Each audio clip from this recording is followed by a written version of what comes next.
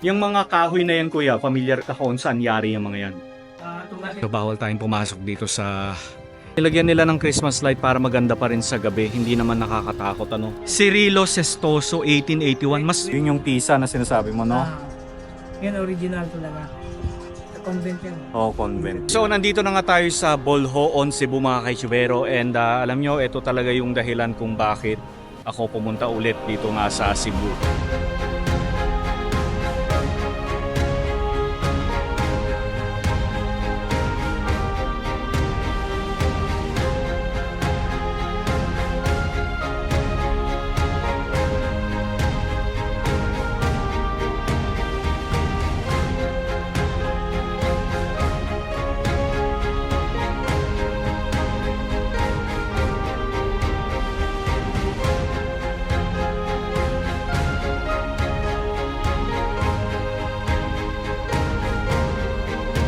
Okay. Grabe, napaka ganda talaga dito. Ang ganda ng view, ano? Okay, so ito yung simbahan ng Bolhoon. Halika, pasok tayo muna ng simbahan para makapag-pray at makapagpasalamat din kay God, ano?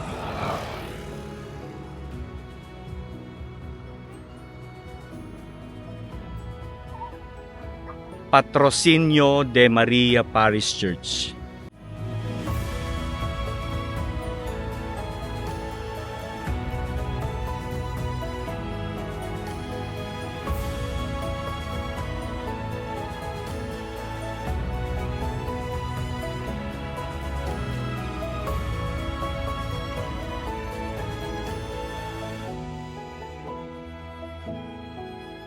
Tingnan natin yung ano, yung historical marker ng simbahan na ito.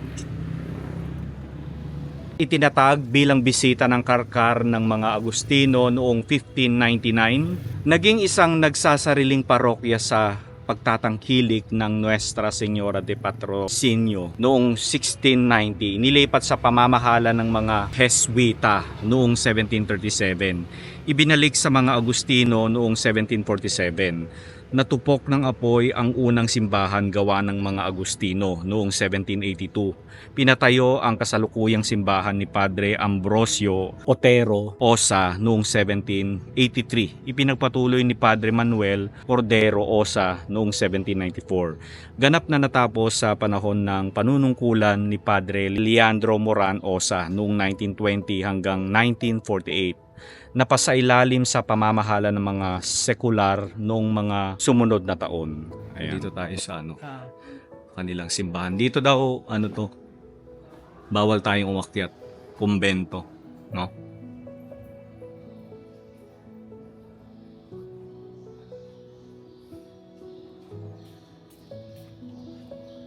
So, ito ang kanilang simbahan.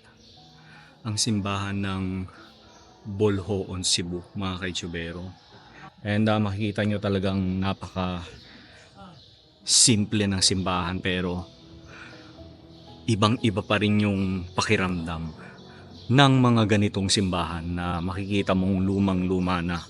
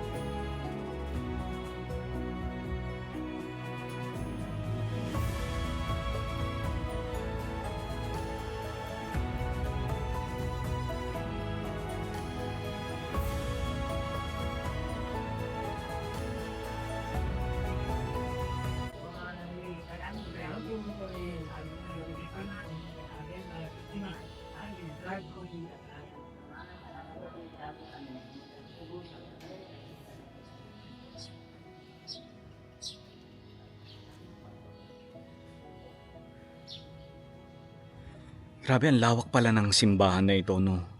And nakakatuwa kasi napakalinis ng surrounding ng simbahan dito sa Bolhoon, ano? Nakakatuwa. 'Di ba? Kita nyo, oh. Super linis. Oh. Talagang inaalagaan nila, ano? So ngayon naman mga kajibero, puntahan natin yung naging eskwelahan dito lang mismo sa tabi ng simbahan, ano. Ayan.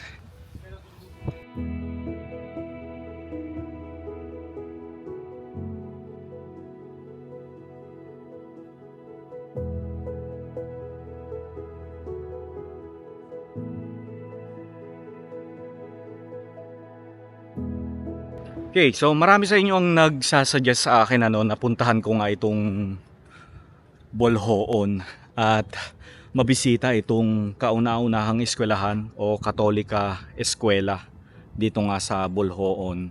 So itinayo pala ito 1940, ayun, no? Bago sumapit ang World War II, ano.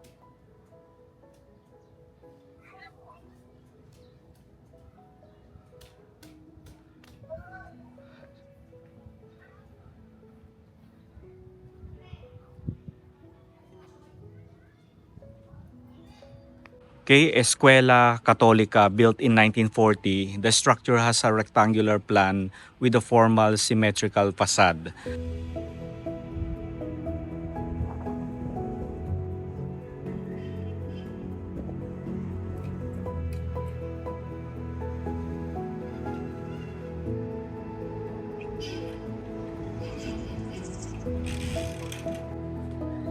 Hanggang dito lang tayo sa pinakababa.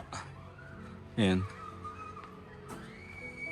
So ulitin ko lang, bawal tayong umakyat kasi pinipreserve talaga nila yung structure ng lumang eskwelahan na ito. Ayan, kita nyo nakapadlock pa, oh. Okay, so ulitin lang natin, hindi sila nag-aalaw na magpaakyat ng mga visitor sa taas ng lumang eskwelahan na ito, no? Ayan. Tapos dito naman mga kaitsubero, tingnan natin ito. El Gran Baluarte na tinatawag, no? Okay, so ito lang daw talaga yung inaalaw nila sa mga nagtutour, mga namamasyal dito sa Bolhoon, itong watchtower. So ulitin lang natin, sir, itinayo to 1808. And talagang buong buo pa. May mga painting. Ito yung person sir. May mga painting. Yung Spanish time. Asan ang mga paint? Ah, silang nagsulat niyan. Yan yan. Oh. Parang Oo nga, may mga drawing sila. Anong hugis yan? Bahay ba yan o Hindi ko alam yan. parang kubo, no? Hindi, parang quasi. Ano, yung kulay itim. Hindi natin masyadong tanaw. Pero pag nandito ka, ayun, o. Ayan yan. O, yan, o. Parang kubo-kubo. O, parang kubo. So, mga Espanyol ang nagsulat niyan. Lahat ito makikita namin sa dingding. Ano bang mga ibig sabihin yan, kuya? Hindi natin alam, ano. Tapos eto, Yan, parang ano naman ito? ito barko. Oo nga, ang galing naman. Parang galleon train. Oo. Mga bahay, oh, mga sulat nila. So hindi nila yan binubura kasi siyempre pagpapatunay yan na nandito yung mga Espanyol sa lugar na ito. 'Di ba? Kaya nila pinipreserve din yung structure. Pero sa taas, kuya, pupunta rin tayo? Ah, talaga?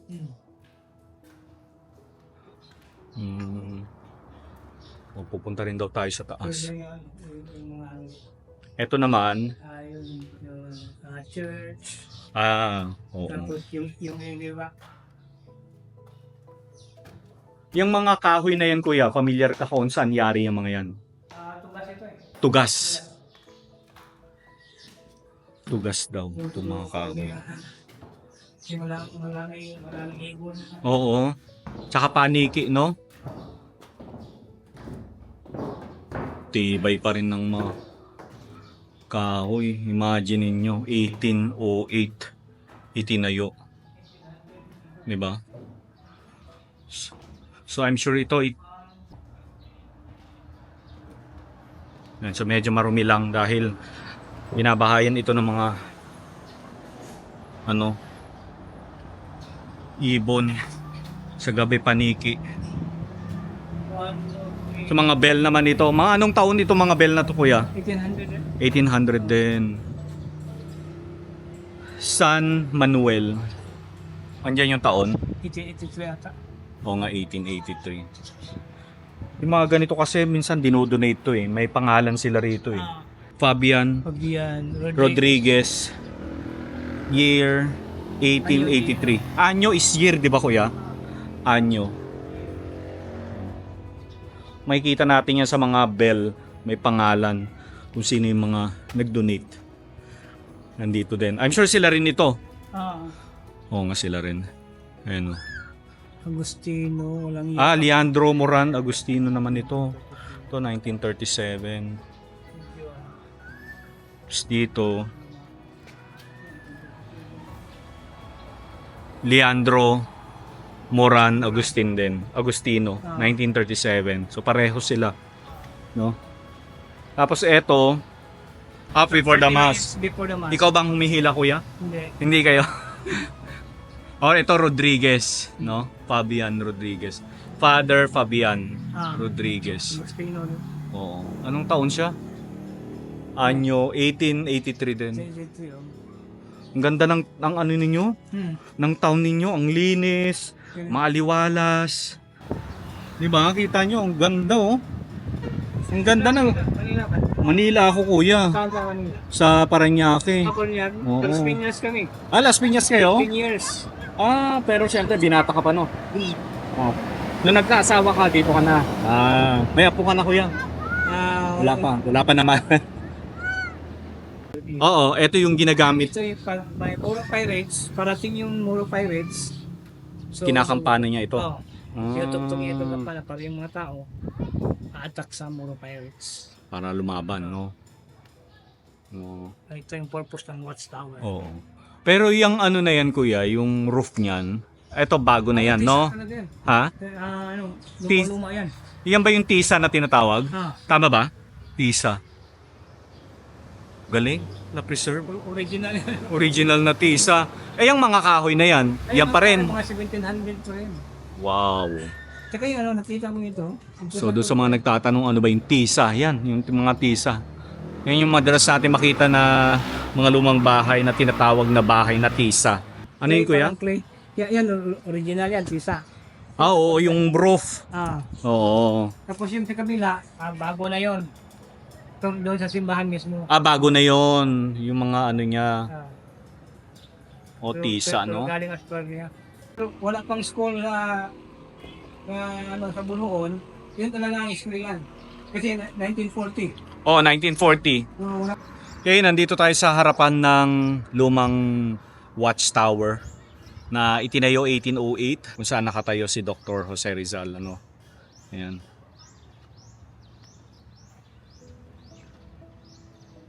Loob ng museum, gold necklace. Alin dito ang graveyard noon? Ito. Ito mismo. Ito hanggang doon. So dito daw dati yung sementeryo. Tapos may mga bahay kubo dito. Oo. Dito sa area na to, no? Siyempre wala pa yung kalsada na yan. Wala pa. 57 burials dito. Saan na dinala? Sa museum. Sa museum na. Kaya lang di tayo pwede sa museum kuya, no? Pwede pero... Bawal tayo magpicture. Oo. Siyempre. Oo. Sasamahan tayo ni kuya para puntahan yung ilang mga lumang bahay dito sa part na ito ng Bolhoon. Sakay tayong motor. Mga umalis kami doon 5:30. Dumating kami rito, pahinto-hinto kami kasi dinadaanan namin ibang simbahan. At least papahinga na yung driver. Oo nga eh.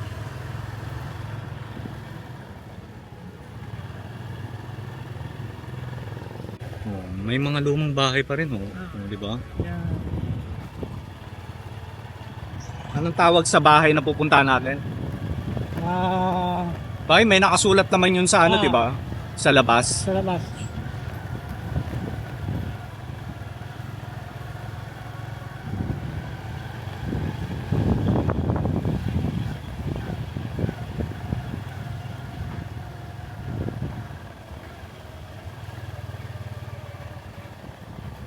Ah, ito. Ito kuya. Misyonere. Ito. Balay Dr. Dionisio Niere. Pwede Nay. kayo mag... Kailangan, gandito lang tayo, no? Di ba? So, dito sa Bolhoon, Cebu, may mga lumang bahay din, no? Ng mga mayayamang tao dito sa Cebu. Ganda. So, as of now, wala pa raw balak na i-restore ito ng mga may-ari. Pero gusto lang ng mga may-ari, ganyan lang siya. And may nagbabantay naman, may naglilinis. Tapos nilagyan nila ng Christmas light para maganda pa rin sa gabi. Hindi naman nakakatakot, ano?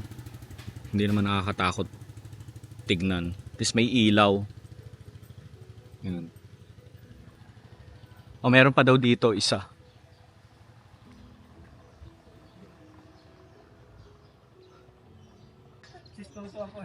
Sestoso ka ba? Cirilo Sestoso, 1881. Great grandfather. Mas matanda to, no? Ah. Oh. Ito, well preserved na siya, oh. Oh, na-restore nila, no? Ayun. So again, bawal tayong pumasok. Pinapakita lang namin sa inyo yung mga bahay, mga heritage house o ancestral houses dito sa Bolhoon, no? Nakakatuwa na meron pa rin. Tapos ito pa isa, oh, katabi. Ito kuya, ano naman ito? Wala na yan, no? Ah, yun, oh, ganda, oh. Pero feeling ko ano na yan? Ako na yan, parang Victor. Pang 1950s siguro ito. No? Mga post-war house. Ito yung isa, oh. Isa sa buto ng buong Bunoon. Ah, source of water ng buong Bolhoon. Bunoon means sprout of water. Ano ibig sabihin ng Bolhoon? Bulho, sprout of water. Sprout? Sprout. Yung parang ano, Pagbulwak? bulok. Yung pala yung ibig sabihin. Bulok. Diba? Banyo sa poblasyon. Ayun. Ito na ano nila, naayos nila. Banyo sa poblasyon. Mayo 20, 1933. Ah, ito yun. Dito nang gagaling ang tubig ng Bolhoon. Pero hanggang ngayon, kinukuha na nyo pa rin to ng tubig? Laba, ligo, tsaka yung inom, may grade po naman tayo eh. Pero pwede pa rin to inumin. Pwede yan. Nakakatuwa naman. Saan nang gagaling ang tubig? Sa mountain. Sa mountain. Galing, ha? Buti hindi siya na nasira ng World War. Hindi lang Galing. Ayan. So nakakatuwa kasi hindi nasira ng World War II. Nandito pa rin. So ulitin lang natin, ito yung source of water ng buong bayan ng Bolhoon noon. Pero ngayon daw hindi na raw nila ito ginagamit. Hindi na raw nila ito iniinom. Pero ginagamit na lang nila panglaba, panghugas. Ayan, kasi meron ng mineral water. Siyempre iba na ngayon eh. O maglalaba sila, oh. Hello po. Maglalaba kayo? Maglalaba. Hindi na iniinom yan, no? Meron din umiinom yan. Meron din. Oo, meron din. Oo. Yung mga sanay na, no? Ano? Lami? Lami dili? Baho? Baho dili? Malami? Wala naman palang amoy. Wala. Oo. Pero syempre nakakatakot na rin na inumin. Nilagyan ng chlorine dyan. Nilalagyan nila para? Para malinis. Para walang ano ba. Oo. Yung green. Lumot. Lumot. Oo. Inaamoy ko siya. Walang amoy. Hindi siya yung amoy imbornal o amoy lupa or anything. Walang amoy. Walang amoy. Pwedeng inumin. Oo, pwede rin. Ang Bolhoon ay galing sa salitang bolho, which means springs of water. Dahil ito daw yung kanilang kinukuhanan ng tubig noon dito sa bayan ng Bolhoon. And nakakatuwa kasi hanggang ngayon ay marami pa ring mga bolho dito sa bayan ng Bolhoon.